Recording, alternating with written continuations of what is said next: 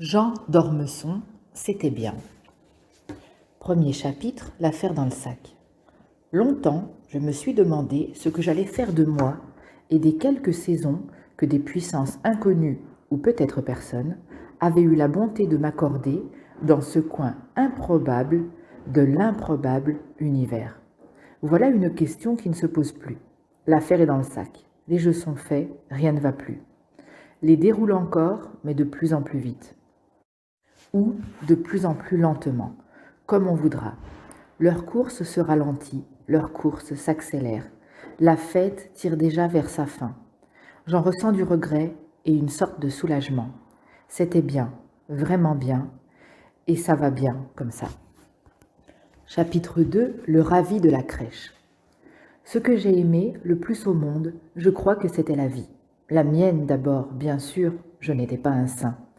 À la différence de l'Ecclésiaste et de tant de poètes et de philosophes positivement consternés d'être sortis du néant pour être jetés parmi nous, je me réjouissais d'être là. Je m'éveille le matin, écrit Montesquieu, avec une joie secrète. Je vois la lumière avec une espèce de ravissement. Tout le reste du jour, je suis content. Moi aussi, j'étais content. J'aimais beaucoup les matins, le soleil, la lumière qui est si belle, et les soirs avec leurs secrets, et les nuits aussi. Après les surprises et l'excitation du jour, je m'enfonçais dans l'absence avec une délicieuse allégresse. J'aimais beaucoup dormir, et j'aimais me réveiller et aller me promener dans les forêts ou le long de la mer. Ne sachant trop qui remercier de cette succession de bienfaits qui me tombaient dessus, comme ça, pour rien, à ma surprise, sans la moindre raison, je les accueillais du moins avec bonne volonté et avec une gratitude qui ne savait trop où s'employer. Je me trouvais plutôt mieux dans ce monde-ci, qui avait des hauts et des bas que nulle part ou ailleurs. Il y avait dans cette attitude quelque chose d'audacieux. Elle n'était pas répandue chez ceux de mon époque. Ils cultivaient leur refus et leur mauvaise humeur avec ostentation, pour des motifs qu'on pouvait comprendre. Les temps n'avaient pas été gais. Ils voyaient la vie en noir, et quand leur regard s'abaissait jusqu'à moi, j'y lisais une ombre de mépris pour mon obstination à la dépeindre sous des couleurs moins sombres, où ils décelaient non seulement une rupture choquante avec leur manière d'être, mais comme une trace de sottise et de facilité. Mépris est peut-être trop fort. Mêlé d'une indulgence un peu condescendante, il marquait plutôt un étonnement qui pouvait aller jusqu'à la réprobation. « Ah, oui, crachotiez-vous, il est si gai, si charmant. » Allez vous faire foutre. Le bonheur d'être au monde, que j'ai éprouvé avec tant de violence, n'était pas très bien vu. J'occupais, sur l'échiquier, une case un peu délaissée, où les autres hésitaient à se laisser surprendre. Pas bon ton, pas comme il faut. À gros bouillon, bien bruyant, ils pleurnichaient leur angoisse et leur déréliction. Je tenais le rôle du bonnet, du ravi de la crèche, et pour un peu du salaud, puisque j'étais heureux. Il y avait du mal dans ce monde, le sang y coulait à flots, des mères cherchaient leurs enfants au milieu des décombres. L'homme allait peut-être disparaître, victime de son propre génie, et il n'en finissait pas de souffrir. Est-ce que je l'ignorais?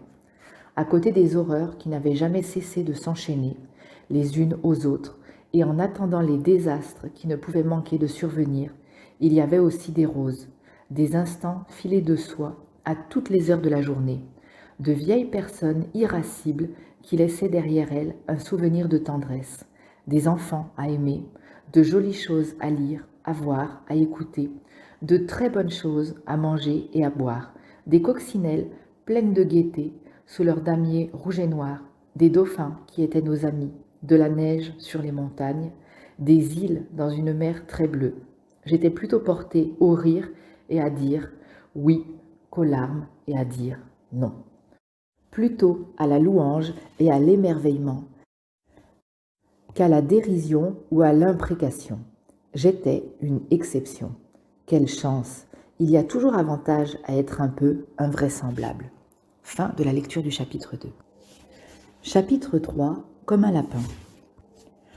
Ce n'est pas que mes débuts aient été si faciles. Je me souviens bien de ce qui m'a été plus tard rapporté de moi-même. Je revenais d'assez loin. J'étais un enfant chétif et peut-être condamné.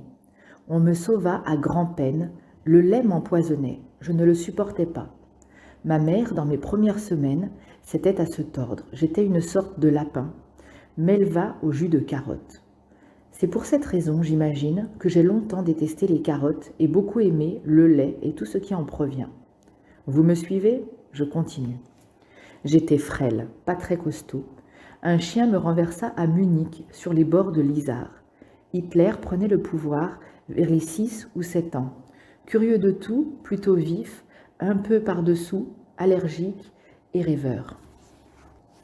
Les cheveux, je les avais raides, en baguette de tambour, et des taches de rousseur sur les pommettes et le nez. Voilà comment j'étais tombé dans le monde, par hasard et par nécessité. Un peu moins de 20 siècles après la naissance d'un dieu qui nous servait de repère dans le cortège, apparemment éternel, des jours coupés de nuit et des saisons, des années. Il est très difficile de se rappeler le passé. On rafistole et reconstruit, au moins autant qu'on se souvient, et souvent beaucoup plus. Chapitre suivant. J'ai pleuré mes printemps. Au-delà même des carottes, les choses s'arrangeaient plutôt mal. Le rhume des foins, très vite, s'est emparé de moi, encore en culotte courte. Allons bon. Mon père, qui était roux, très maigre, ardemment républicain, et qui portait des cols durs jusque dans le cœur de l'été, en souffrait mort et passion. Un grand classique de la famille le représentait entrant en trombe du Bon Marché ou aux Galeries Lafayette vers la fin de mai ou le début de juin, et se jetant sans un mot, égaré à tâtons, une sorte d'Oedipe reluisant, sur les rayons des mouchoirs. Les serviettes en papier n'étaient pas encore inventées, et devant les employés cloués sur place par la stupeur, avant même de payer ou de prononcer la moindre parole, lui d'ordinaire si courtois, se mouchant bruyamment dans les mouchoirs successifs, réduits à l'état d'éponge, ou de délicates serpillères jetées en tas sur le sol.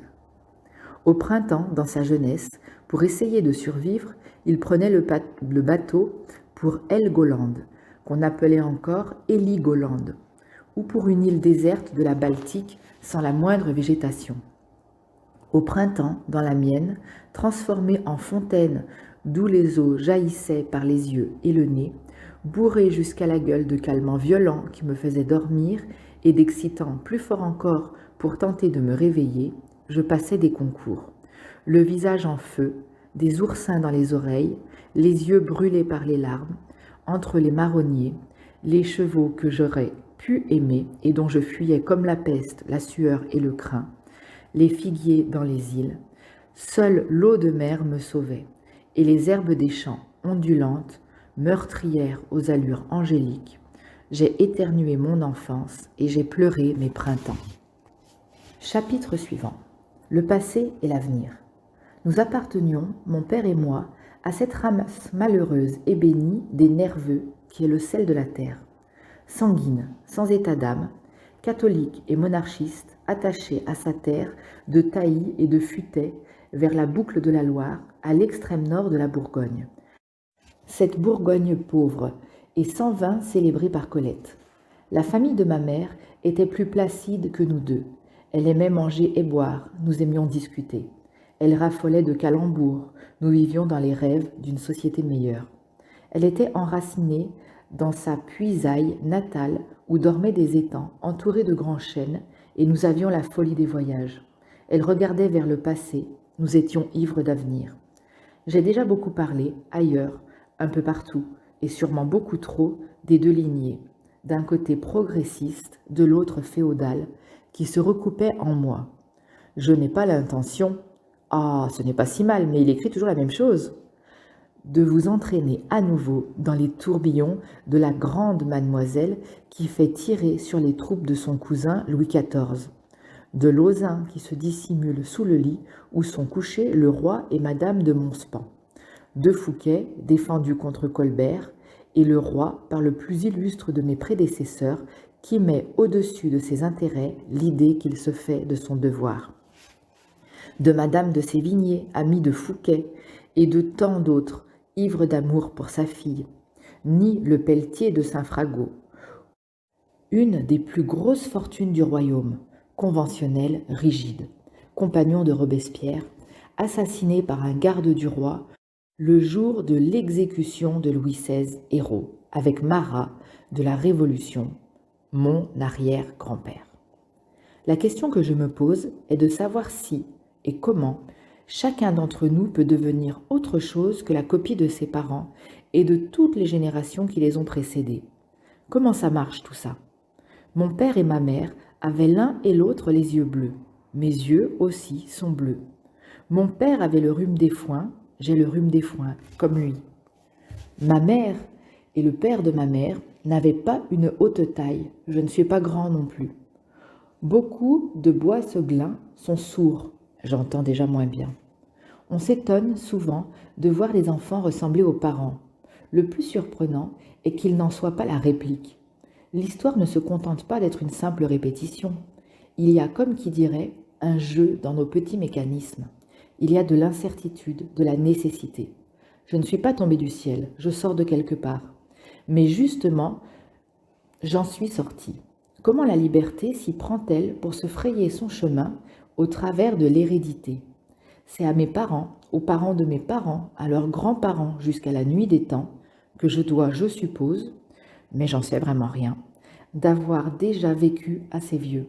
À l'époque aussi, et peut-être surtout, à la science, à l'alimentation, à la baisse de la mortalité, à l'élévation du niveau de vie, à une médecine triomphante, dont je n'ai pourtant guère abusé, à l'hérédité, quoi, et au milieu. Les forces qui, à elles deux, règnent sur nos destins. Il y a le passé, il y a l'avenir. J'ai essayé d'être fidèle et de comprendre ce qui venait. Chapitre suivant, touchons du bois. Après une enfance malingre qui n'annonçait rien de bon, deux fées pleines de tendresse et d'une partialité révoltante se sont penchées sur moi, déjà sortie du berceau. L'une m'a donné, avec un peu de retard, ce que les gens dans la rue passent leur temps à se souhaiter. L'absence presque constante de toute souffrance physique, le silence des organes.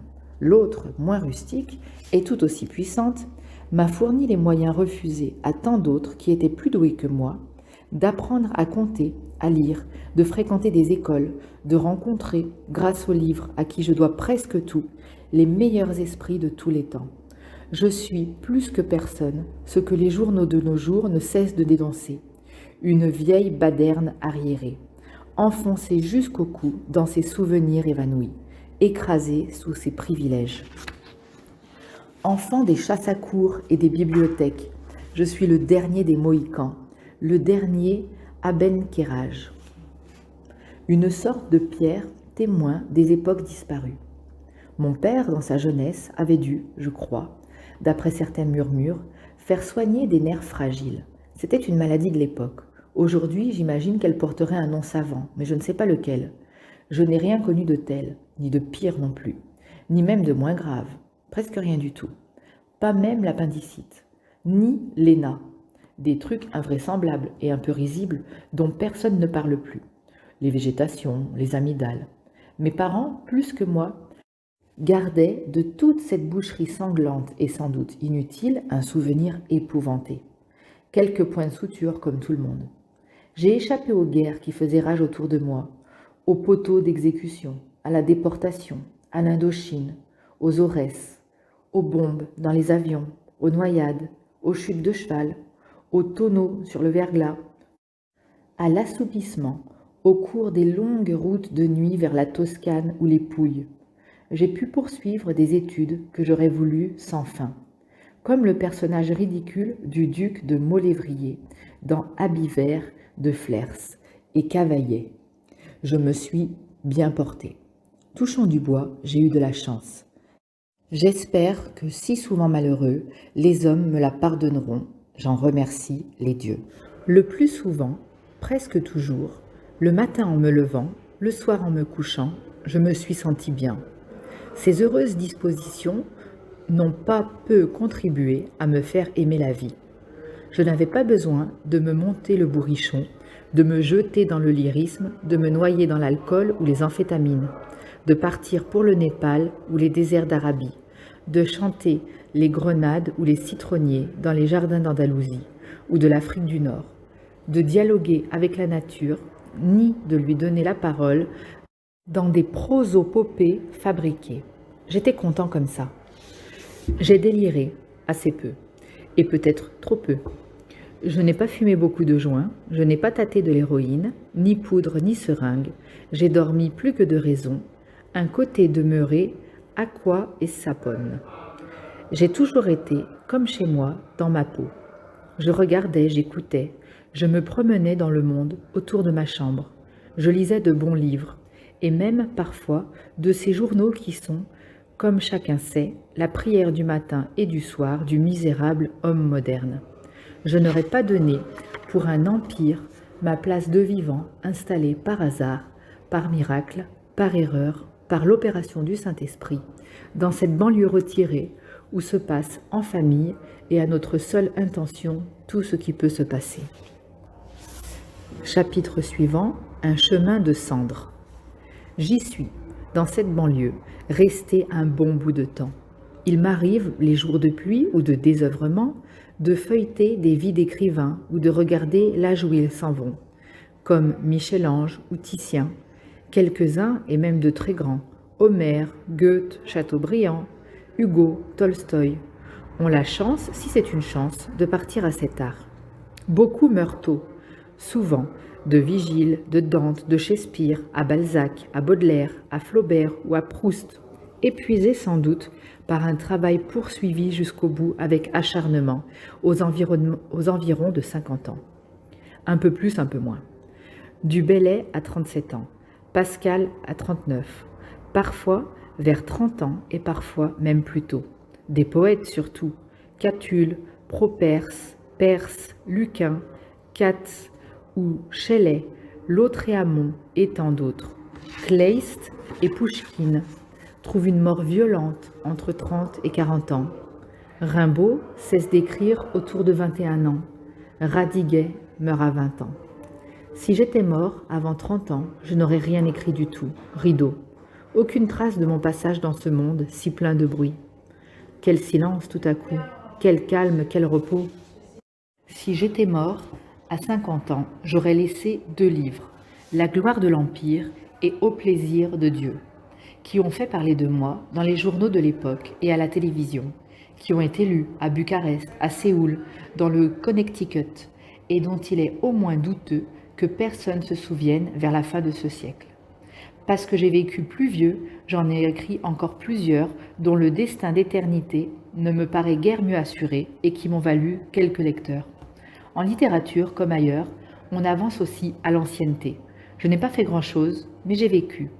Voilà que je suis un doyen, un mandarin, une sorte de patriarche au rabais que de jeunes écrivains assurent de leur respect. Pourquoi ?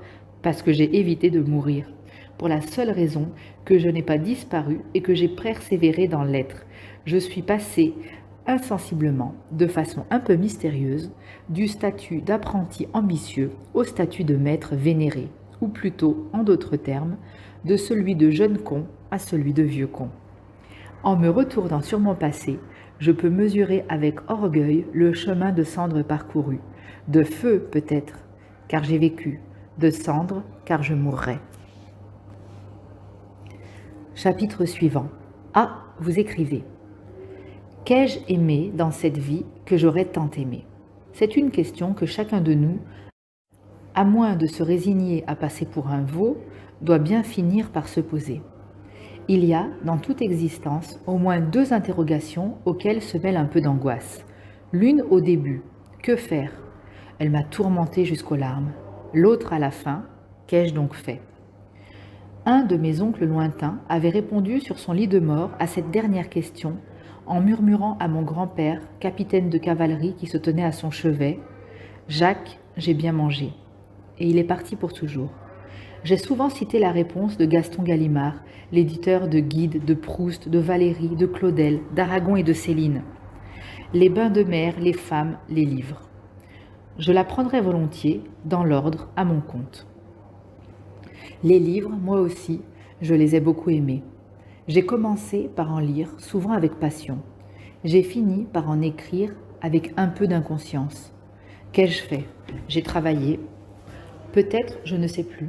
Nourrissais-je en secret, à l'insu de moi-même, de plus grandes ambitions que je ne me l'avouais? Ah, vous écrivez? C'est-à-dire? Eh bien oui, j'écrivais. En cachette, ou tout comme, avec une sorte de honte, avec un mélange très conscient et cruel de suffisance et d'insuffisance. J'avais lu de Sénèque, de Montaigne, de Saint-Simon, de Proust, pour en avoir une idée de ce qu'écrire voulait dire. Et dans des souffrances qui m'étonnaient moi-même, je suais sang et eau. Comme on voit le plaisir que vous prenez à écrire. Pour aligner, le rouge au front, quelques balbutiements. Le soir, après le bureau, où j'en faisais le moins possible, les dimanches et jours de fête. L'été, dans quelque île, sous un soleil brûlant, avant de me jeter dans une mer où tout s'évanouissait. Et puis, après avoir nourri, c'était classique, une folle passion pour la philosophie. Après avoir traîné dans les couloirs, c'était moderne, d'une organisation internationale.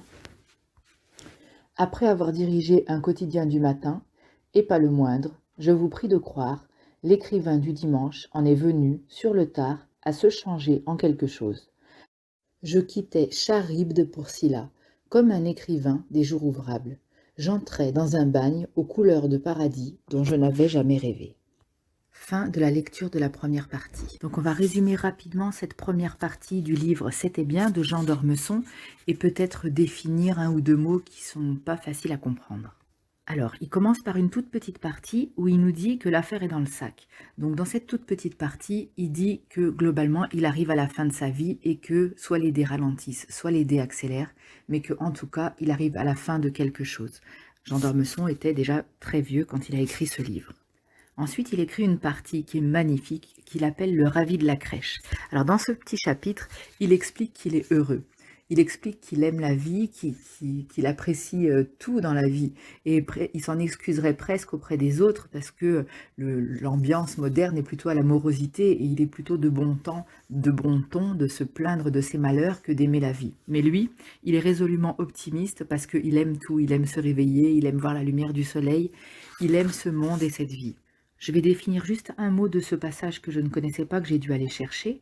Donc, il y a une phrase où il dit « plutôt à la louange et à l'émerveillement qu'à la dérision ou à l'imprécation ». Donc, il parle du monde qui n'est pas comme lui, parce que lui, il préfère la louange et l'émerveillement. Donc, ça, on comprend, ça veut dire il préfère aimer le monde qu'à la dérision. Donc, dérision, c'est considérer que rien ne vaut rien, enfin, que tout est dérisoire, ou à l'imprécation. J'espère que je le prononce bien. Donc l'imprécation, j'ai été chercher la définition, c'est en appeler au malheur. C'est souhaiter le malheur de quelqu'un. C'est un peu comme jeter une malédiction ou en tout cas vouloir qu'il arrive un malheur à l'autre. Ensuite, comme un lapin, c'est un petit chapitre où il raconte que quand il est né, il était chétif et malade. Mais globalement, il s'en rappelle pas trop. Et puis il dit finalement, en réalité, nos souvenirs, on rafistole et reconstruit au moins qu'on se souvient. Souvent, beaucoup plus. Donc en gros, c'est le souvenir qui a été reconstruit après. Donc il n'est pas tout à fait certain de l'exactitude, mais en tout cas, c'est comme ça qu'il a le souvenir ou qu'il considère qu'on lui a raconté sa toute première jeunesse de petit bébé. Ensuite, il y a un paragraphe assez rigolo où il raconte qu'il a pleuré ses printemps. C'est « j'ai pleuré mes printemps ». En fait, il a le rhume des foins. Et chaque fois qu'il y a le printemps qui arrive, eh ben, il a le nez qui coule, les yeux qui pleurent. Et ça a été très difficile. Il a fait ses examens en ayant des allergies terribles. Il raconte que son père, qui avait la même maladie, qui était un monsieur très distingué, par exemple, il rentrait dans les Galeries Lafayette et il se jetait sur les mouchoirs en tissu parce que les mouchoirs en papier n'existaient pas. Et il se mouchait dans tous les mouchoirs qu'il trouvait en les jetant par terre. Bon, je suppose qu'il payait après en partant. Mais il dit que c'était vraiment terrible, ces rhumes des foins. Après, il y a un petit chapitre qui s'appelle « Le passé et l'avenir ». Et là, donc, il parle de toute sa famille. Moi, c'est le premier livre que je lis de lui, donc je ne connais pas ses autres livres, mais il a l'air de dire qu'il en a déjà beaucoup parlé dans ses livres précédents. Et il se pose la question de savoir comment on peut ne pas être une copie de nos parents, nos grands-parents et tous ceux qui nous ont précédés. Parce que pour lui, ce serait tout à fait logique qu'on ne soit que la copie de nos parents. Et il dit ce qui est plutôt surprenant, c'est de réussir à avoir sa propre personnalité et que l'homme puisse être autre chose que ses parents. Et c'est là-dedans qu'il trouve qu'il y a quelque chose d'exceptionnel, parce que finalement, c'est pas si logique que ça de réussir à se détacher de ce qui est notre héritage. C'est son point de vue à lui sur la question épineuse de la dualité entre l'acquis et l'inné. Donc lui, il se demande comment est-ce qu'on peut se délier de ça. Ensuite, il y a un petit chapitre qui s'appelle Touchons du bois, où il raconte en gros qu'il est heureux, qu'il n'a pas une vie compliquée, qu'il a le silence des organes, c'est un terme pour dire une bonne santé, qu'il vit dans un petit coin tranquille et finalement qu'il fait partie un petit peu des privilégiés qui n'ont rien de particulier à ce point. En réalité, je pense qu'on est la plupart des gens ici en tout cas ici dans nos pays où on a quand même un confort certain à appartenir à cette catégorie. La différence entre lui et peut-être nous, la population lambda, c'est que lui le reconnaît et sait l'apprécier. Encore un petit mot de vocabulaire que j'ai dû chercher, donc j'en profite pour le partager avec vous, si jamais c'est aussi un mot de vocabulaire qui vous manquait, des prosopopées. Alors c'est un mot qui était dans ce chapitre, je vais donner le contexte. Il dit qu'il n'avait pas besoin de se monter le bourrichon, de se jeter dans le lyrisme, de partir au Népal, de chanter des grenades, de dialoguer avec la nature, ni de lui donner la parole dans des prosopopées fabriquées. Alors, qu'est-ce que c'est que ce mot-là? J'ai été le chercher, et une prosopopée, c'est entretenir un dialogue avec soit une personne imaginaire, soit un objet. Ça veut dire parler avec quelque chose qui est absent. C'est une figure de style, c'est un terme de littérature. Donc voilà, on aura retenu un mot de plus, une prosopopée. Ensuite, le chapitre suivant, c'est un chemin de cendre. Alors l'idée est très simple, il y a beaucoup de références à des écrivains, à des œuvres. Honnêtement, moi j'en connais un quart, donc je ne peux pas vous en faire beaucoup d'explications. Et puis si on commence à faire la référence de tous les mots à expliquer toutes les références que Ormesson met dans ses livres, on n'en viendra pas au bout. Après, il y a peut-être des gens qui, d'instinct et de souvenirs, connaissent toutes ces choses-là, qui ont une grande culture. N'hésitez pas à le dire dans les commentaires si vous avez envie de partager des choses sur toutes ces références. Donc il parle de tous ces gens, il dit qui est mort jeune, qui est mort plus tard, et il dit que lui, finalement, s'il était mort à 30 ans, eh ben, il n'aurait rien laissé. S'il était mort à 50 ans, il aurait laissé peu de choses, et que finalement, c'est un peu de l'humour et de la modestie de sa part. Il dit il doit sa reconnaissance et son statut d'écrivain au fait d'avoir vécu vieux. C'est grâce à ça, finalement, qu'il a pu écrire les livres dont il a eu un prestige et qui ont marqué un petit peu quand même l'histoire, parce que d'Ormesson, c'est quand même un grand écrivain. Et finalement, ce qu'il a réussi, c'est à vivre vieux pour pouvoir arriver à faire ça. On peut relire rapidement le dernier paragraphe ou la dernière phrase, mais elle est longue, de ce chapitre parce qu'elle est magnifique. Il dit « Pour la seule raison que je n'ai pas disparu et que j'ai persévéré dans l'être, je suis passé insensiblement, de façon un peu mystérieuse, du statut d'apprenti ambitieux au statut de maître vénéré, ou peut-être plutôt, en d'autres termes, de celui de jeune con à celui de vieux con. En me retournant sur mon passé, je peux mesurer avec orgueil le chemin de cendre parcouru, de feu peut-être car j'ai vécu, et de cendre car je mourrai. » Il est quand même génial, ce Jean d'Ormesson, hein. Et le tout dernier chapitre qu'on vient de terminer, c'est « Ah, vous écrivez ». Et il dit finalement, quand on termine sa vie, on se demande qu'est-ce qu'on a fait de sa vie. Et bien lui, ce serait peut-être d'avoir écrit. Il ne le dit pas clairement, mais on peut comprendre que c'est ça le lien logique. Et il raconte n'avoir pas fait grand-chose, même si apparemment il a dirigé un quotidien qui était très réputé, je ne sais pas lequel, j'ai pas fait la recherche, donc peut-être que c'est encore de la modestie d'après lui. Il dit qu'il travaillait dans un bureau, mais je crois que c'est quand même quelqu'un qui a accompli certaines choses dans sa vie. Diriger un journal, ce n'est pas rien. Mais il dit qu'il n'a pas fait grand-chose et que le soir ou les week-ends, dès qu'il avait le temps avant de partir à la mer, ce qu'il aimait, c'était lire. Il a lu énormément et puis après, naturellement, il s'est mis à écrire. Jusqu'à un certain âge, à un certain moment, où il est devenu écrivain à temps plein, où vraiment il a consacré sa vie à l'écriture. Et il dit à ce sujet « J'entrais dans un bagne aux couleurs de paradis dont je n'avais jamais rêvé ». Donc on voit que c'est un petit peu ambivalent quand même. Un bagne, parce qu'effectivement pour écrire comme ça, il ne faut pas rêver, il ne faut pas être simplement un homme qui profite de la vie et qui passe son temps à se baigner et à glandouiller au bureau. Ça c'est de l'humour de sa part. Parce que pour écrire des chefs-d'œuvre comme il a écrit, pour se cultiver comme il s'est cultivé, il faut quand même travailler et persévérer un petit peu. Donc il n'est peut-être pas le fainéant épicurien qui nous présente. Épicurien peut-être, mais pas si fainéant. Voilà pour la fin du résumé de cette première partie, et on va en lire encore parce qu'il est super ce livre. C'était bien de Jean d'Ormesson, deuxième partie. Ce que je voulais faire. De toutes les questions posées par la race meurtrière des biographes et des journalistes en quête, hélas toujours vaine, d'une originalité impossible, il en est une qui revient avec une régularité métronome. Qu'aviez-vous envie de faire plus tard quand vous étiez enfant? Ce que je voulais faire, je m'en souviens très clairement, avec une troublante précision. C'était rien. J'avais envie de vivre et qu'on me fichât la paix. La vie me plaisait à la folie, mais je ne savais pas comment la prendre. Je n'aspirais pas, comme les autres, à devenir pompier, infirmier, militaire, banquier. Je ne tenais pas à être bon, je ne tenais pas à être mauvais. Le pouvoir ne m'attirait pas, les honneurs non plus. Faire fortune, pas davantage. Les choses m'étaient un peu égales. Je voulais voir passer le temps, dans une indifférence passionnée. Voilà le seul signe annonciateur de ma future vocation. J'avais, en attendant, un désir irrésistible de ne rien faire du tout. L'idée d'écrire des livres ne m'avait jamais effleuré avant de me mettre à en écrire. Plus pascalien que nature, ce que j'aimais surtout, c'était de rester immobile dans ma chambre, loin de tout divertissement. Peut-être un livre entre les mains, écrit bien sûr par un autre, et de rêver à des choses inutiles. Ce n'était pas, je crois, que je fusse plus paresseux que les autres enfants de mon âge. Il y avait au contraire en moi un mécanisme obscur et franchement déplaisant qui luttait contre ma nonchalance naturelle et me poussait à travailler plutôt plus que mes petits camarades. La clé de l'affaire était que la seule idée d'embrasser, comme il disait, une carrière suffisait à me faire horreur.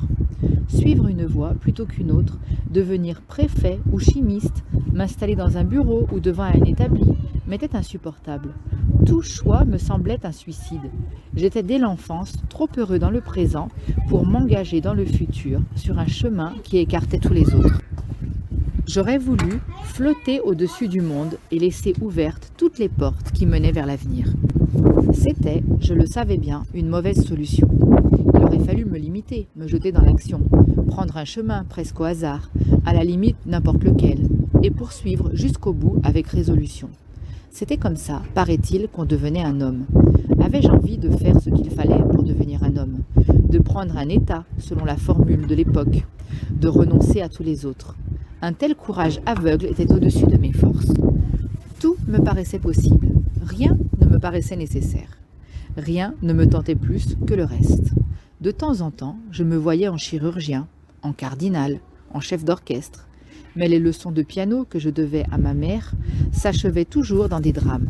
Le moindre sang répandu me mettait au bord de l'évanouissement, et dès l'âge le plus tendre, le bien et le mal faisaient dans ma pauvre tête, qui n'était bonne à rien, et à peine arrivée, un raffut de tous les diables. Le droit, l'administration, les affaires, la finance, il n'en était pas question. Il y a des limites à l'ennui. Gagner ma vie me révulsait. Peut-être aurais-je pu devenir cambrioleur ou comédien. Mes lectures favorites, les aventures d'Arsène Lupin, le capitaine Fracasse, Cyrano de Bergerac, l'île au trésor, et jusqu'au pied nickelé m'y invitaient plutôt. Mais ce qui me plaisait surtout, c'était d'en savoir plus sur le monde. Je connaissais un peu la mer, j'aimais déjà beaucoup le soleil. Mes rêves oscillaient entre presque rien et presque tout. Ils étaient si flous que le jour allait venir où je ne pourrais rien faire d'autre pour tenter de retrouver un peu de réalité que de me mettre à écrire. Chapitre suivant, je vous hais tous. J'étais mal pris. Mon père avait 3 dieux, le devoir, le travail et l'État. C'était un honnête homme. Le mot honnête homme, de nos jours, fait rire ou voir rouge. Mon père était un honnête homme avant l'ère du soupçon. Il ne trichait pas. Il aimait sa famille, unie de façon implacable. Sa femme, qui se trouvait être ma mère, ses enfants, à lui et à elle. Il était droit, simple, fidèle, citoyen irréprochable, démocrate affirmé, étranger à l'argent, esclave de ses principes, au bord du jansénisme et tout. Le jeu, la bourse, le sport, la famille recomposée, les tenues négligées, la plage sous le soleil, la fraude fiscale, le divorce, toutes ces variétés de débauche lui étaient inconnues. J'ai souvent raconté qu'il écrivait au contrôleur des impôts pour se plaindre de l'insuffisance des sommes qu'il était appelé à verser à l'État. Les bons mots, la distance, la drôlerie, l'humour ne l'amusaient pas beaucoup. Il aurait voulu que, moi aussi, je fasse enfin mon devoir, Il aurait aimé que je travaille avec plus de sérieux et que je serve la République. J'étais incertain et changeant, plutôt ennemi de moi-même. Les autres, je les enviais pour leur calme, et je les détestais. J'écrivais quelques pages au titre flamboyant. Je vous hais tous. Je ne savais plus où j'en étais. L'avenir, je le regardais d'un sale œil. Je freinais des quatre fers. Chapitre suivant. Un cancre me lâche, un Tahitien aussi. J'avais un cousin que j'aimais tendrement. C'était un blond aux yeux bleus. Nous nous promenions ensemble à bicyclette dans les forêts de chênes de la Puisaye qui s'étendaient à perte de vue. Nous nous jetions dans les étangs envahis de roseaux. Je me faisais l'effet à ses côtés. Il était si calme et si doux, d'une sorte de requin, excité et hargneux dont je me méfiais beaucoup. Peut-être parce qu'il avait du mal, lui aussi, comme tous les jeunes gens depuis toujours, et comme moi, à trouver sa place dans le monde où il avait débarqué malgré lui. Il est parti, assez jeune, de plus en plus loin, pour la Syrie, pour le Pérou, pour Tahiti et pour Bora Bora. J'avais un frère très brun, avec des yeux en amande, plus bleus que les miens. Je l'aimais, je l'admirais. C'était un cancre enchanteur. Pendant que je travaillais bêtement, avec une sorte d'entêtement inutile et maniaque, sur l'ablatif absolu, la liste des rois de France, que je récitais à l'envers aussi bien qu'à l'endroit, il s'installait au fond de la classe, selon les rites les plus sacrés, près du radiateur. Il ne faisait rien. La cérémonie traditionnelle, toutes les semaines ou tous les mois, ou peut-être tous les 3 mois, de la remise du carnet de notes, parfois truquée par mon frère de façon éhontée, donnait lieu à des scènes toujours semblables à elles-mêmes et toujours impayables. C'étaient des 4, des 2, des 1 sur 20, des appréciations peu amènes sur son assiduité au travail. Souvent, s'ajoutait au carnet des lettres, plutôt à un cheval envoyé à mon père par le directeur de la misérable boîte à Bachot, où il avait fini par échouer en désespoir de cause. Le directeur, je crois, s'appelait Monsieur Doma.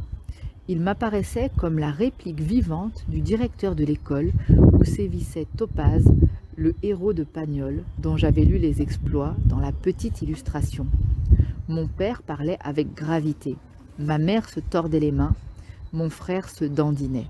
J'écarquillais les yeux, effrayé par les leurs. Mon cousin m'avait lâché.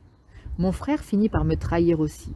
Un beau jour, le cancre, qui n'avait jamais rien fait d'autre que les 400 coups, entra les doigts dans le nez à Léna, inventé de fraîche date et en sortit goguenard, parmi les tout premiers, sous les espèces faramineuses et pour moi consternantes d'un inspecteur des finances qui ne gardait de son passé de dernier de la classe que des fautes d'orthographe. L'inspection des finances, dont le seul nom m'épouvantait, était le sommet mythique de l'État, sa fine fleur, son pinacle, son Olympe. Directeur du Trésor, ou peut-être du Mouvement général des fonds, Clapic, dans la condition humaine, était évidemment inspecteur des finances. Mon père pleurait de joie. J'avais l'air fin. Je me retrouvais tout seul, en face de la République et de mon père, qui me bassinait, en me conjurant de la servir à mon tour. Dieu veillait sur moi. J'ai trouvé la parade, je faisais des études. Chapitre suivant. Un brillant imbécile. Je faisais de ces études qu'il est convenu d'appeler brillantes. Ah ah, autour de l'école, de la rue d'ULM et de son concours de légende auquel préparait l'Hippocagne puis la Cagne d'Henri IV ou de Louis le Grand, se bousculaient les noms de Jaurès, de Blum, de Péguy, de Bergson ou de Sartre. Est-ce que je les aimais, ces études ? Je n'en suis pas très sûre. Elles me servaient plutôt d'alibi. Ce que j'aimais surtout en elles, c'est qu'elles retardaient mon entrée dans le monde réel, que je craignais par-dessus tout. Je les avais choisies avec soin pour qu'elles m'en éloignent le plus possible. Pas de carrière, des études. J'avais commencé par l'histoire. Au moins par procuration, j'étais un arriviste.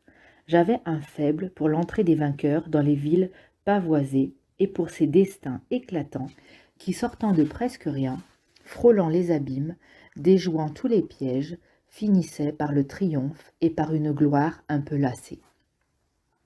Avec Alexandre le Grand et sa poignée de Grecs au fond d'un monde inconnu, Cléopâtre dans son tapis au pied de Jules César, Aliénor d'Aquitaine, reine d'Angleterre après avoir été reine de France, avec Théodora et ses cochers de chars verts ou bleus, avec Gengis Khan qui haïssait la bonté, avec Venise et Samarcande, et les mouvements mystérieux du commerce, de la foi, avec le prince de Bénévent et le duc de Monry, suivi presque aussitôt de Staline et de Trotsky. L'histoire était pleine d'aventures qui me faisaient rêver. Elle était un peu dangereuse, parce qu'elle pouvait mener à la géographie, aux archives, au droit, à l'économie politique, et tomber au bout du chemin dans un de ces bureaux auxquels je me refusais avec persévérance. Je passais aux lettres, c'était mieux. On y trouvait un mélange qui ne me déplaisait pas, de grands seigneurs à la Saint-Simon, ou de Chateaubriand, ou de voyous à la Villon. On y trouvait des passions, l'amour, le désespoir, le goût de l'ironie, de l'indépendance, et un rêve de grandeur. Et puis y régnaient les mots que je préférais à tout. Ils me transportaient de bonheur. J'en faisais collection, comme d'autres de timbres-poste ou de billes d'agate et de verre. Il y avait de quoi perdre la tête et de quoi s'amuser. Il y avait aussi de quoi s'inquiéter. Toute une frange de la littérature se situait aux confins de cette diplomatie, à laquelle je voyais bien que mon père n'avait pas renoncé à maculer, et que j'aurais fui jusqu'au bout du monde. Chateaubriand, Gobineau, Claudel, Alexis Léger, sous le nom de Saint John Perse, Giraudoux, Morand, Romain Gary, et tant d'autres étaient des écrivains qui avaient été diplomates, ou des diplomates qui avaient écrit. Mon père, qui se méfiait des écrivains et qui, dans le secret de son cœur, leur préférait André Siegfried, patron des sciences politiques, André-François Poncet, archétype du diplomate, amateur d'épigrammes et de traits acérés, successeur de Pétain sous la coupole du Quai Conti, François-Charles Roux, le père d'Edmond, et surtout les deux Cambon, ambassadeurs à Berlin et à Londres, les agitaient sous mes yeux comme des marionnettes aux allures sincères, comme des carottes devant un âne. L'affolement me prenait. Il fallait chercher plus loin. La philosophie me jetait un regard. Elle était ailleurs, et plus haut. Elle faisait un peu peur. Personne autour de moi n'avait jamais osé s'occuper d'elle. Je la trouvais belle. Elle m'intimidait, avec son visage grave et son air un peu hautain. J'avais du mal à saisir tout ce qu'elle me racontait. Je m'approchais avec méfiance. Elle me plaisait beaucoup. Elle m'éblouissait de sa beauté. Elle m'enivrait de promesses. Elle me faisait chavirer. Et avec elle, au moins, j'étais sur des terres étrangères et lointaines, d'où aucun raccourci ne risquait de me ramener vers des carrefours trop familiers, dont j'essayais de m'écarter dans la confusion et l'angoisse. Il y a de brillants imbéciles. L'idée me venait, et elle venait aux autres, que j'étais peut-être un idiot. Chapitre suivant, le vertige du monde. C'est autour de 20 ans que j'ai été le moins heureux, pour la raison la plus simple. Je ne savais pas quoi faire. J'avais le vertige du monde. Je l'aimais à la folie. Je n'y comprenais rien. Tout s'embrouillait dans ma tête, sentiments et idées. Avant, dans les jupes de ma mère, autour de la planète avec mon père, évidemment, toujours premier, puisque j'étais tout seul, et que, mon frère derrière son poêle dans sa boîte à bachot, je travaillais entre eux deux jusqu'aux portes de la Cagne et de l'école de la rue du LM. Ce n'était que des délices. Il me semble que je vis encore de cette enfance heureuse. Après, planqué dans des fromages où je passais mon temps à dormir et à gribouiller, tout en dormant, de petites choses souvent inutiles qui avaient parfois 700 pages, c'était supportable. Plus tard encore, c'est-à-dire maintenant, quand tout le travail était fait ou faisait semblant d'être fait, sous les acclamations des foules d'une bonne demi-douzaine d'arrondissements parisiens, ou de quelques recoins de notre province profonde, où j'étais mondialement connu, c'était redevenu délicieux. Incertains dans leur triomphe, mes 20 ans et leurs environs paraissaient moins plaisants qu'ils n'étaient censés l'être. Si j'avais, Dieu m'en garde, un conseil à donner aux jeunes gens traités trop souvent par des flatteurs comme des êtres d'exception, ce serait de prendre leur jeunesse et son mal en patience, et d'attendre qu'elle s'en aille. Elle est comme la vie elle-même, une étape précaire, une maladie qui guérit, une denrée périssable. C'est la préoccupation d'un instant, une épreuve passagère. Courage, elle passe toujours, d'une façon ou d'une autre. Il n'y a pas d'exemple que la jeunesse ne finisse par tomber. Après quelques détours, dans la vieillesse ou la mort, souvent les deux. Chapitre suivant, le mépris du bonheur. Si vous tenez à écrire, le plus difficile est de trouver la note juste et de choisir le mot exact, le seul qui convienne parmi tous les mots possibles. Ai-je dit ce qu'il fallait dans les épreuves de ma jeunesse et sur ses éblouissements? Ah, jeunesse, jeunesse! Passez-moi la bouteille et que je boive un coup. La découverte, à 17 ans, de la pensée et de ce qu'il exprime, le langage, avait quelque chose de foudroyant. Un vertige me prenait. Ce n'était pas le bonheur. Le bonheur, à 20 ans, est un objet de mépris. C'était beaucoup plus que le bonheur. C'étaient des cieux qui s'ouvraient, et il sentait le soufre. Parce que le monde est injuste. J'avais souvent vu surgir, à la table familiale, entre la poire et le fromage, les ombres de Virgile, de Corneille, de Goethe, de Clémenceau. J'étais ce que les Byzantins appelaient un prophyrogénète. J'étais né dans la pourpre. J'appartenais de naissance au monde des livres et de la culture. Tout allait bien, tout allait mal. Je découvrais, peu à peu, le malheur du bonheur et l'envers du décor. Se ranger dès l'enfance du côté des heureux de ce monde et de ceux qui le dominent parce qu'ils détiennent le savoir est un privilège formidable et un danger de mort. Ce qui avait été un atout dans les siècles écoulés devenait un boulet qu'on traînait derrière soi, dans une culture rongée, qu'on le voulut ou non, par la dialectique du maître et de l'esclave. J'étais du monde d'Horace, de La Fontaine, de Racine, de Chateaubriand, qui donnaient des leçons aux maîtres, mais qui étaient de leur bord. L'histoire avait basculé. Les livres et la culture étaient passés du côté de Hegel, de Marx, de Malraux, d'Aragon, qui parlaient au nom des esclaves, de Freud, qui murmurait des secrets assez peu comme il faut. Peut-être aussi de Sartre, qui ne portait pas dans son cœur et dans son style ni Horace ni La Fontaine, et qui pissait, à mon horreur, je le détestais, sur la tombe de Chateaubriand. La vie était compliquée, et la tête me tournait.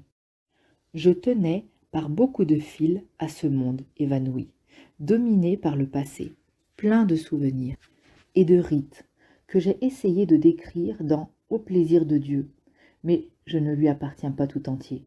Je lui étais attaché et il m'arrivait, Dieu me pardonne, de mépriser cet attachement. J'avais été élevé dans le culte des philosophes, des droits de l'homme, des grands principes et de la liberté. Ah, la liberté! À quel monde la liberté pouvait-elle donc appartenir? Elle me paraissait en l'air, fragile, toujours menacée, aussi étrangère à Hegel et à Marx qu'à Bossuet et Spinoza, déjà condamnés par Rousseau et par Sade, qui s'en réclamaient à grands cris et que mon époque portait au nu. J'avançais dans les brumes, un bandeau sur les yeux. Je lisais les stoïciens et les épicuriens. Je lisais surtout Montaigne, Swift, Montesquieu, Mérimée, Henry Heine, Oscar Wilde, André Gide. Il m'apprenait à me méfier. Nageur entre les deux rives du passé et de l'avenir, j'apprenais l'art, j'ai peur de ne plus croire en grand-chose. Chapitre suivant, 2 torches-culs. Comment ouvrir la bouche et écrire un seul mot sans parler de l'histoire qui est en train de se faire? Beaucoup de choses sont impossibles à l'homme. Une des plus impossibles est d'ignorer son temps et l'histoire autour de lui. L'histoire, dont prophètes et augures ont annoncé la fin, coup sur coup, sous le signe du communisme sans classe, puis de la démocratie libérale, ne s'est jamais arrêtée. Sur ma génération, celle d'avant, celle d'après, aura passé l'ombre sinistre de 2 géants qui ont l'esprit du mal, qui flottent à travers les siècles et en sera incarné, Staline et Hitler. Beaucoup de ceux de mon temps auront choisi l'un ou l'autre. Une écrasante majorité d'écrivains, d'hommes de science et d'artistes. La quasi-totalité de ceux qui se paraient du nom ridicule d'intellectuels qu'ils agitaient comme un drapeau avec lequel, d'un côté ou de l'autre, ils auraient mieux fait de se torcher le cul, se sont ralliés à Staline, et le reste à Hitler. C'étaient 2 génies du mal, adulé par les foules et par des esprits distingués. Au moins aurais-je toujours appartenu à l'infime minorité de ceux qui, vomissant Hitler, ont exécré Staline. Les Français qui sont nés après la guerre contre Hitler ne peuvent même pas imaginer ce qu'a été, en 15 jours, la chute d'une nation aussi ancienne et glorieuse que la France. Il ne restait rien debout d'une aventure de 1000 ans. Il est facile, après coup, quand vous savez la suite des événements, de refaire l'histoire de cet âge de malheur. À l'époque, l'armée de la France passait, comme sa littérature, pour la première du monde. Elle s'était écroulée à la façon de ces empires de légende qu'une seule bataille suffisait à rayer de la carte. L'Angleterre était aux abois, encore affaiblie par la crise économique, toujours dominée par l'Europe et ses empires coloniaux. Très loin d'être aussi puissante que vers la fin du siècle, l'Amérique était de l'autre côté de l'océan, en ces temps-là assez large. L'URSS, qui s'en souvient, était l'allié de Hitler. La France était à terre, bonne à jeter au ruisseau. De Gaulle l'a ramassée. Il est permis de soutenir que Churchill et De Gaulle ont été seuls, tous les deux, à la fin d'un printemps radieux, le plus noir de notre histoire, dans une île assiégée où l'espoir était mince, à dire non à Hitler et à la plus formidable machine de guerre de toute l'histoire du monde. C'est pour cette seule raison que, sans le moindre héroïsme, sans avoir jamais risqué ma vie, le nez dans mes chères études, il y a déjà plus d'un demi-siècle, dans un passé aussi lointain que la guerre de 100 ans ou la bataille d'Austerlitz, je me suis dit gaulliste. Chapitre suivant, le déclin de la nation. À voir les choses après coup, et comme disent les imbéciles, à l'aube d'un nouveau siècle et d'un nouveau millénaire, la bataille d'Angleterre et celle de la France libre étaient des combats d'arrière-garde.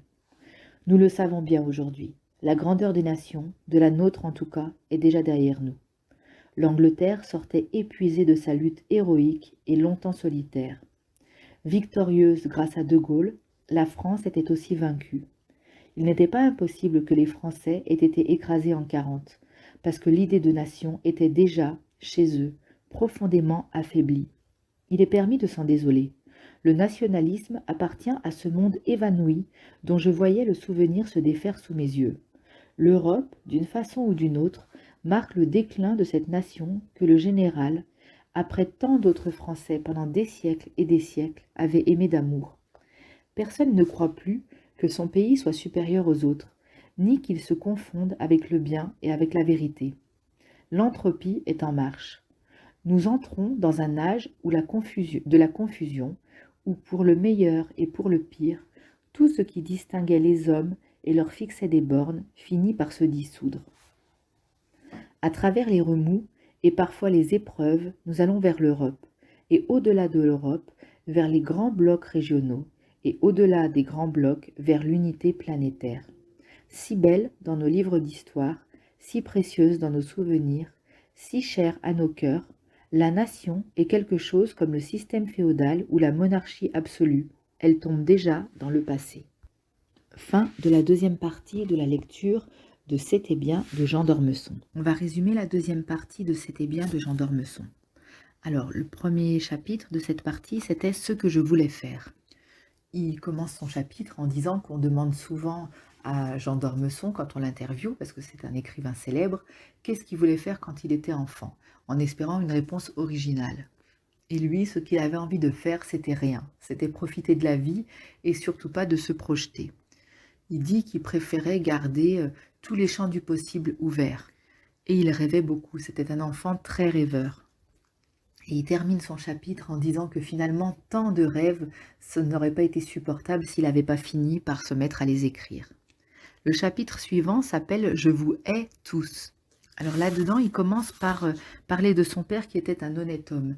Et il dit que de nos jours, honnête homme, ça fait un peu gnangnan. Il n'y a pas de honnête homme, ça a un côté un peu rétrograde, un peu comme le bien à l'ancienne. Et il dit en même temps que son père, il a connu le monde avant cette ère du soupçon et qu'être un honnête homme, bah, c'était simplement être quelqu'un de bien. Et le monde, avec tous nos bouleversements sociologiques, n'était pas comme ça au temps du père de Jean d'Ormesson, et que lui, c'était juste un homme bien qui était très inquiet pour la République, ou en tout cas qu'elle avait très fort le souci, et que ce qu'il voulait plus que tout, c'était que son fils serve la République. Ensuite, il dit « Un cancre me lâche et un Tahitien aussi ». C'est le chapitre suivant. Il parle de deux personnes qui ont accompagné son enfance, qui sont son cousin et son frère. Alors, son cousin, c'était un grand cancre. C'était quelqu'un qui dormait toujours au fond de la classe, mais qui était très calme et qu'il aimait beaucoup, avec qui il se promenait énormément. Il se baignait dans les marais où il y avait des roseaux. Et ce cousin-là, il a fini par partir de plus en plus loin pour des pays exotiques, la Syrie, le Pérou, Tahiti, Bora Bora. Donc son cousin est parti. Et le deuxième, c'est son frère. Et là, le chapitre est très rigolo, parce que son frère, qui était un cancre, une vraie catastrophe, qui avait tout le temps des notes si terribles que toute la famille s'en inquiétait, ils l'ont mis dans une boîte à bac. Donc c'est des écoles dans lesquelles on fait tout pour que les enfants obtiennent le bac sans se soucier de l'éducation qu'on leur donne. La seule chose importante, c'est de réussir à obtenir le bac. Donc d'emmagasiner les informations nécessaires pour pouvoir réussir cet examen. Et il l'a réussi. Et une fois qu'il a réussi cet examen-là, il est rentré à l'ENA qui venait d'ouvrir et il a réussi de très bonnes études à l'ENA et il est devenu, je pense, contrôleur des impôts ou quelque chose comme ça, mais à un statut. Voilà, j'ai retrouvé le mot directeur du Trésor. Et alors, aux yeux de son père, qui était un fervent républicain et qui voulait le bien de la nation et de la République, alors là, être directeur du Trésor, c'était vraiment magnifique d'avoir un fils qui réussit ça. Et finalement, lui, il se retrouve tout seul parce qu'il n'a plus son cousin et son frère, tout le monde a trouvé sa voie, et lui, il se rabat sur ce qui a été sa technique, c'est les études. Et on arrive au chapitre suivant, qui est un brillant imbécile. Là, il nous raconte un petit peu ce qu'il a aimé dans ses études. Alors, il dit qu'au début, il a aimé l'histoire, et que les personnages des histoires lui semblaient être des grands aventuriers, il adorait ça, ça le faisait rêver. Et également la littérature dont il était fou parce qu'il adorait les mots, il adorait les écrivains et évidemment tous les romans. Et en même temps, ses études soit d'histoire, soit d'écrivain, enfin de littérature, l'inquiétaient un peu parce que son père lui disait « Ah, mais une carrière de diplomate, ce serait peut-être quelque chose qui pourrait fonctionner pour toi. » Il cite un auteur que j'adore, qui est Romain Gary. Il en cite aussi plein que je ne connais pas, hein. Mais il cite Romain Gary, qui a été diplomate et qui était aussi écrivain. Et donc il dit que son père le poussait, en voyant faire ces études-là, vers une carrière de diplomate, ce qui l'inquiétait énormément. Et du coup, il se serait rabattu sur la philosophie, parce qu'apparemment la philosophie serait tellement abstraite qu'elle ne pourrait pas déboucher, même pas sur un métier de diplomate. Donc, il décrit la philosophie presque comme un amoureux, en disant qu'elle est si belle, elle est si lointaine, si hautaine, et du coup, il a envie de se lancer dans la philosophie. Et en même temps, il fait la remarque qu'il y a des brillants imbéciles. C'est-à-dire qu'il y a des gens qui réussissent brillamment leurs études, qui sont capables de mémoriser les informations, de les analyser, de savoir énormément, et en même temps qui ne restent que des crétins qui ne font jamais rien de leur vie. C'est un peu de l'humour aussi, et du coup il se dit qu'il lui venait l'idée, et peut-être certainement encore plus aux autres, qu'il était peut-être de ces brillants imbéciles qui étudient sans jamais rien accomplir. Et en même temps, c'est son désir très précisément parce qu'il ne veut pas se lancer dans la vie active. Ensuite, il continue avec le chapitre suivant qui est le vertige du monde. Et en gros, il explique que à 20 ans, il n'était pas très heureux parce qu'il ne savait pas quelle place prendre dans ce monde, tout simplement. Ensuite, le chapitre suivant s'appelle le mépris du bonheur. C'est un chapitre très très intéressant. Il raconte que pendant des siècles et des millénaires, le monde a été dominé par les classes dominantes, ce qui est tout à fait logique. Par exemple, La Fontaine qui écrivait, qui était un grand littéraire, qui donnait des cours au fils du roi, mais qui était dans le monde du roi, qui était lui-même issu de ce même genre de classe. Il n'était pas roi, mais enfin il était issu de la noblesse ou je ne sais pas. Et il en cite d'autres qui avaient le même profil. Pendant très longtemps, les écrivains et les classes dominantes étaient bien vus. Et puis soudain, on a eu l'émergence de nouveaux penseurs et de nouveaux écrivains comme Hegel, Marx, Malraux, Aragon, qui étaient, eux, du côté des esclaves et du côté des insurgés, qui écrivaient et qui écrivaient super bien, qui pensaient très bien, et qui se mettaient du côté, non pas des classes dominantes, mais des victimes, ou en tout cas de ceux qui avaient moins de droits. Et le monde ayant basculé, lui, il se retrouvait du côté forcément des classes dominantes parce qu'il avait été beaucoup à l'école, qu'il était instruit, qu'il venait d'une famille calme dans laquelle il se sentait bien, et puis simplement qu'il appartenait, de par sa naissance, à la classe dominante. Il dit en même temps que parfois, ça lui arrivait de mépriser cet attachement à ce monde dans lequel il est né. Mais finalement, le plus dangereux pour lui, c'est de s'être senti un petit peu perdu entre ces deux rives. Et il dit que c'est ça qui lui a paru le plus dangereux. Le chapitre suivant, qu'il appelle deux torches-cul. Donc c'est un mot méprisant pour dire des choses immondes, irrespectables. Et évidemment, il y va pas avec le dos de la cuillère, c'est Staline et Hitler, qui sont deux hommes qui ont marqué le siècle précédent. Nous, enfin, je sais pas qui écoute, mais bon, moi je suis née longtemps après, et la Deuxième Guerre mondiale me paraît appartenir à l'histoire et au passé, mais lui, il l'a vécu. Lui, il était né et il était déjà grand, enfin pas vieux, mais il était en tout cas peut-être ado, quelque chose comme ça, ou jeune homme, quand c'est arrivé. Et il avait l'âge de réfléchir, de penser et de prendre des positions. Et il dit que parmi les grands intellectuels, beaucoup sont tombés du côté de Staline. C'est vrai que c'est un peu plus acceptable, ou même carrément de Hitler, bien qu'étant des grands intellectuels. Et finalement, Staline, il est peut-être plus acceptable que Hitler, et encore sur ses idées en théorie, mais en pratique, il a fait des choses aussi qui étaient horribles. Mais évidemment, les gens n'avaient pas forcément tous les éléments, ou alors même s'ils les avaient, ils sont peut-être égarés en pensant, et il dit qu'il y a beaucoup de grands intellectuels qui ont fait l'erreur de tomber d'un côté ou de l'autre. Et en même temps, il dit que de voir la nation française disparaître et s'écrouler, c'est quelque chose qu'on a du mal à imaginer, parce que la France, elle était là depuis 1000 ans. C'était une grande nation, elle dominait le monde par la littérature, etc. Et de voir la France, suite à une bataille, être rayée de la carte, ne plus être libre, c'était quelque chose d'inconcevable. Et en même temps, là, pour le coup, c'est quelque chose que nous, on peut tout à fait comprendre, parce que nous, on a rejoint cette prospérité, et pour nous, la disparition de la France est une chose inconcevable. Et on ne pourrait pas imaginer que la France puisse disparaître. Et bien lui, il a vécu ça. Il ne pouvait pas imaginer que la France disparaisse, et elle a disparu. Et maintenant, avec l'histoire, on a vu qu'elle est renée de ses cendres. Mais elle avait vraiment été complètement à terre. Il nous parle encore de De Gaulle, et ce sera la conclusion de son chapitre. Et Romain Gary aussi adulait De Gaulle. Alors moi, je le connais peu, je ne suis pas fan d'histoire, et je ne suis pas fan des généraux, ni des politiciens, ni des grandes batailles. Donc c'est quelque chose qui m'est assez étranger, mais De Gaulle semble vraiment avoir eu une place exceptionnelle en France et avoir sauvé la nation en partant de rien. Il dit qu'ils étaient acculés, lui et Churchill, sur une petite île au milieu d'un monde complètement hostile à ce qui était leur valeur à eux, et qu'ils ont réussi à résister à Hitler, et que c'est absolument exceptionnel. Voilà. Il enchaîne avec un chapitre suivant qu'il appelle « Déclin de la nation ». Et alors c'est une idée toute simple, c'est qu'on est de plus en plus englobé dans le pays, dans l'Europe, l'Europe dans une région, et puis finalement petit à petit on se dirige vers une sorte de mondialisation. En fait, il dit même pas qu'on s'y dirige, il dit qu'on y est déjà, et que la nation n'existe déjà plus, qu'elle appartient au passé comme la monarchie absolue ou le système féodal. Voilà, c'est dommage de finir par une note un peu négative, ce résumé de la deuxième partie, mais c'est vrai que pour quelqu'un de son âge qui a vécu le siècle passé et le début de celui-ci, c'était des bouleversements incroyables. Et c'est ça qui est génial quand on lit un livre, c'est d'avoir le point de vue de gens qui ont vécu des choses que nous, on n'a pas vécues, qui ont connu des choses que nous, on n'a pas connues, et de les avoir de l'intérieur. Je crois que c'est pour ça que je suis fan depuis pas longtemps, mais fan de la littérature classique.